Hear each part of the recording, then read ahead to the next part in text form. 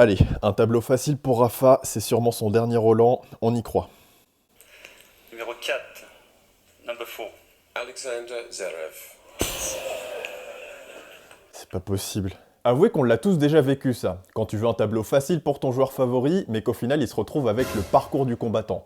Ça fait très mal. Mais est-ce que les tirages au sort sont aussi déséquilibrés qu'on le pense, ou est-ce simplement une impression? Et si cette question allait plus loin? Si derrière cette frustration se cachait un problème plus grand, à savoir des concurrences disparates selon les époques. Y a-t-il des périodes où la concurrence est moins dense et donc où certains joueurs sont plus avantagés?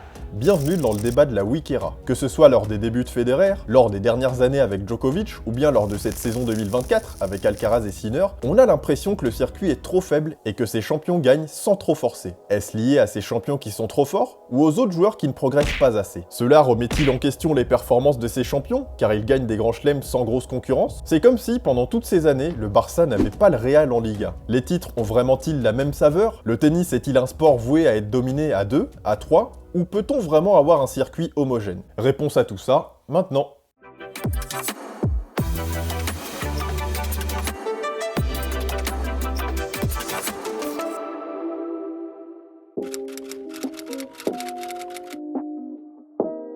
Commençons par comprendre ce qu'on entend réellement par Weak Era. Si on traduit Weak Era, ça nous donne ère faible, ou période de faiblesse. Et ça donne déjà une bonne indication sur le concept. Effectivement, on parle de Weak Era pour désigner une période où la densité de joueurs capables de rivaliser au sommet est faible. Une période où on a un ou deux joueurs qui sont bien au-dessus du lot. Une période où c'est inconcevable de voir quelqu'un d'autre gagner un grand chelem. Bref, une période un peu comme 2024, où Sinner et Alcaraz se sont partagés les grands chelems, le Masters et 4 des 9 Masters 1000. Résultat, dans cette Weak Era, les meilleurs paraissent intouchables, ce qui rend cette période exceptionnelle, même unique de par cette domination où les joueurs en question bâtissent des records les plus fous les uns des autres, mais une période qui pose aussi des questions. Parce que quand on regarde certains tableaux théoriques en Grand Chelem pour un champion en Weak Era, parfois ça peut faire peur à quel point il joue personne, et son tournoi commence en quart de finale, avec un test, puis véritablement en demi-finale. Donc est-ce que cette domination reflète aussi un manque de concurrence? Est-ce que cette domination illustre la faiblesse du circuit? Ou au contraire, est-ce que cette domination relève juste du niveau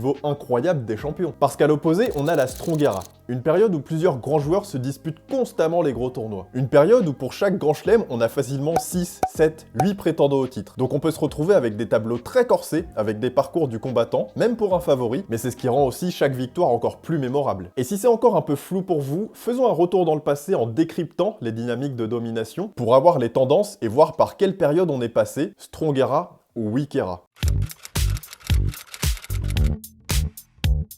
Il y a un demi-siècle, on est avec Borg et McEnroe qui ont marqué leur époque. C'est une des rivalités les plus iconiques du tennis, mais en l'occurrence, est-ce qu'on avait une ultra-domination des deux? Ou est-ce que les grands chelems étaient disputés, avec d'autres cadors qui se sont illustrés aussi? Et même si dans les années 70 et 80, Borg et McEnroe sont les deux noms qui ressortent largement, il y avait du monde, c'est indéniable. Certes, Borg a pulvérisé la terre battue et le gazon avec ses 11 grands chelems, certes, McEnroe a tout explosé avec 7 grands chelems, 5 Coupes Davis, 3 Masters, mais il n'y avait pas que. Et ils sont pas les seuls à avoir marqué le tennis. Parce que Connors était là, et personne peut dire que Connors c'est pas une légende. On parle de 12 demi-finales consécutives à l'US Open, parce que Guillermo Vilas était là. Vilas qui aurait dû être numéro 1 mondial mathématiquement, mais qui s'est fait léser par l'ATP. D'ailleurs, il y a un superbe documentaire sur Netflix qui raconte cette histoire folle. Donc un numéro 1 mondial théoriquement dans les chiffres, évidemment que tu le mets dans les cas d'or. Et avant même que Borg quitte le circuit à 26 ans, Ivan Lendl a commencé à gagner. Lendl, ça parle à tout le monde, 8 grands chelems, numéro 1 mondial, 5 Masters, légende. Donc dans cette période, oui, on cite souvent Borg et McEnroe comme les tauliers. D'ailleurs, entre 1978 et 1984, les deux cumulés ont remporté 14 grands chelems sur 21, donc 66% à eux deux, c'est énorme. Mais cette décennie cache en réalité une concurrence rude, avec des grands champions qui se sont disputés les gros tournois, et le circuit s'est pas concentré sur un ou deux joueurs. Surtout qu'après McEnroe, Baker s'est mis à gagner, puis Edberg, puis Wilander. Donc là, on est davantage sur une Strong Era, ce qui a rendu la période très dense, mais aussi passionnante. On bascule dans les années 90 avec Sampras et Agassi, et là encore, on cite ces deux noms en permanence et à juste titre. Parce que Sampras, c'est le plus grand serveur volleyeur, 14 grands chelems, numéro 1 mondial pendant 286 semaines, légende absolue. Et Agassi, 8 majeurs, grand chelem doré, figure emblématique du tennis. Mais pareil, même question, est-ce qu'ils étaient bien au-dessus du reste?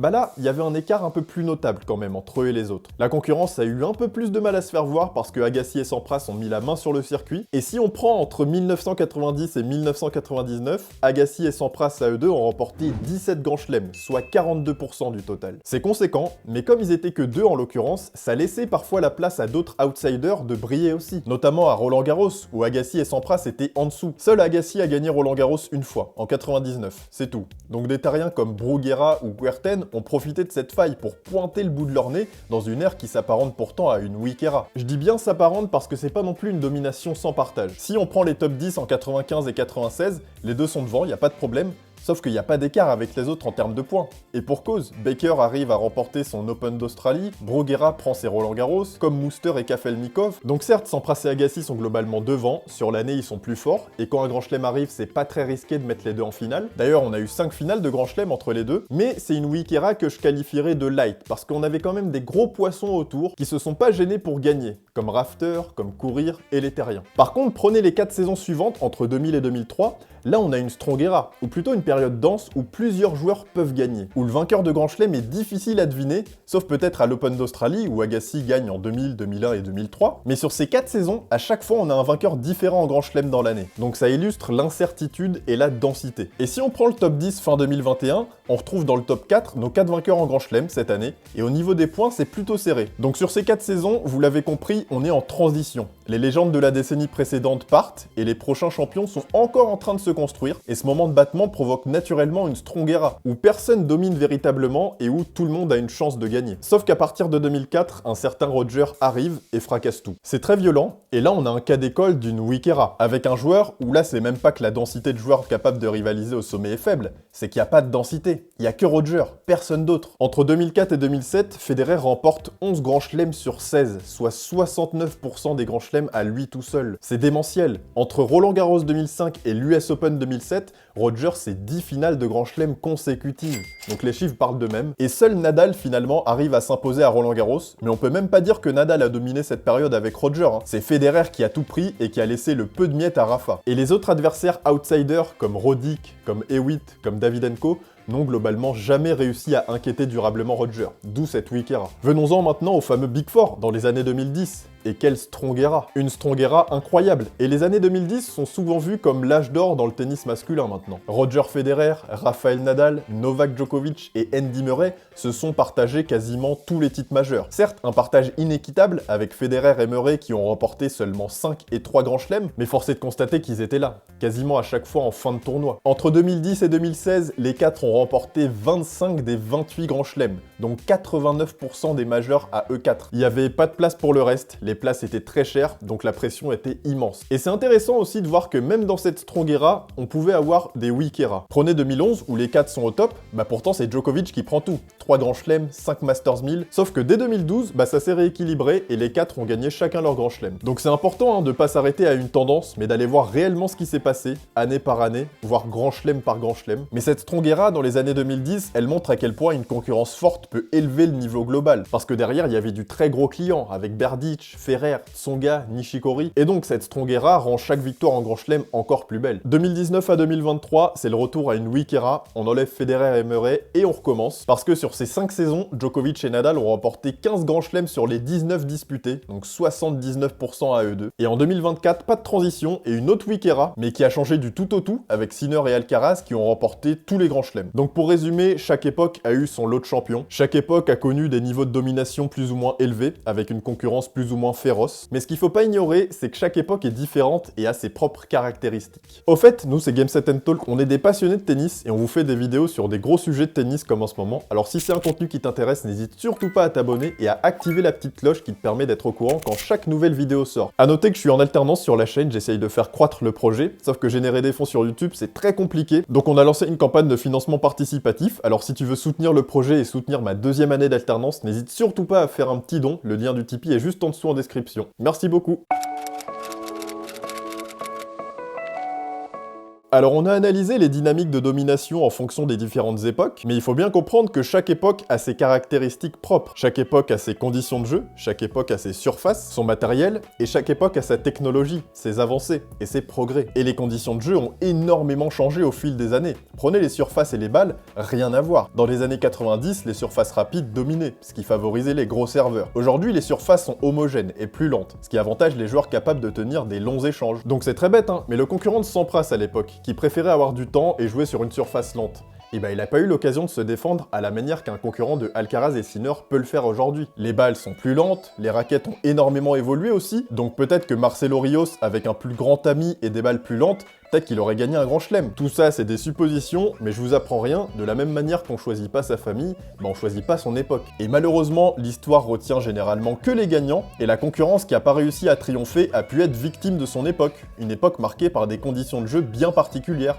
un matériel bien particulier, une technologie particulière, et tout ça évolue. Donc c'était une simple parenthèse pour évoquer l'évolution permanente du tennis. Le tennis, il faut savoir que c'est l'un des sports qui a été le plus modifié par les progrès de la science. Le cordage des raquettes aussi, on n'y pense pas souvent, mais l'arrivée du polyester a eu un impact énorme. Plus de puissance, plus d'effet, moins de montée à la volée, donc c'est presque devenu un autre sport. Et on est obligé de l'avoir en tête, parce que dire que la concurrence était plus élevée en 2010 qu'en 90, c'est faire un raccourci énorme et ignorer que le tennis a évolué, et que les atouts requis pour gagner en 1990 n'étaient pas du tout les mêmes qu'en 2010 ou même qu'aujourd'hui.